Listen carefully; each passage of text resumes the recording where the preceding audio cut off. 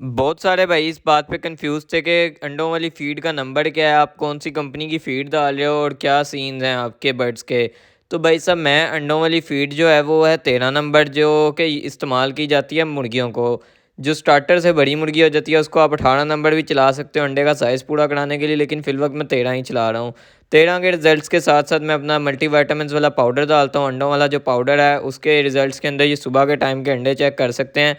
ये तकरीबन मेरे पास 10 मुर्गियाँ रह गई हुई हैं और एक मुर्गा है। 9 मुर्गियों में से 4 अंडे सुबह के टाइम आए हुए थे और शाम तक काफ़ी ज़्यादा अंडे आ जाते हैं। ऑलमोस्ट 7-8 अंडे आ ही जाते हैं। 9 मुर्गियाँ तो 7-8 अंडे आ जाते हैं और पाउडर मेरे पास अवेलेबल है।